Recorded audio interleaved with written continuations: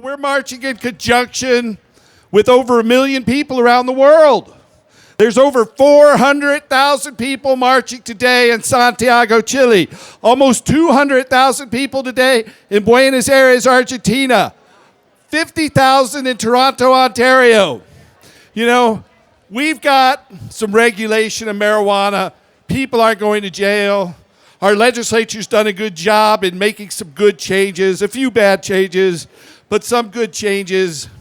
But there are a lot of people still going to jail around the world. And this is the Global Marijuana March, and we need global marijuana freedom. And so until we have that, we aren't going away. Marijuana prohibition was never really about drugs. Marijuana prohibition was always about money and power and the further centralization of economic and political control. Marijuana prohibition is really about energy. It's really that we can drive our cars on hemp fuel. And we will when we can grow high THC cannabis without regard to its THC content, but for the varieties that produce the best seeds and the most seeds, over 400 gallons of hemp seed per acre, with a byproduct of 4 tons of high-protein food and 40 tons of fiber. We can not only give the world clean energy, we can wipe out world hunger with the seed meal left over. We can stop deforestation with the byproduct of fiber.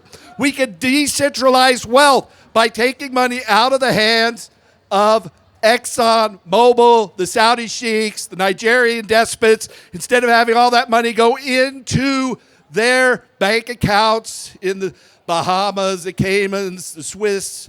Instead of it going there, it'll go into our farmers' pockets. And that money will enrich us all. And that's the main reason that marijuana was prohibited. It's really about a battle between the natural cycle and the synthetic cycle.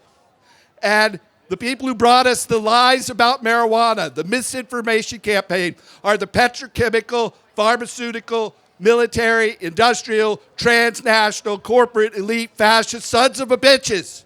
And when we can restore hemp for fuel, we will change our whole economic paradigm and reestablish freedom. Freedom isn't just about speech, assembly. Those are important. It's also about consciousness and feeling good. And hemp grows on trees. It should be cheap. It should be plentiful.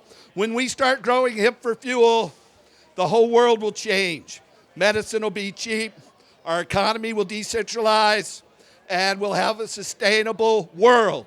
And that's the goal, and that's why I'm marching today. I want to thank you guys for coming out here. Keep working until we restore hemp.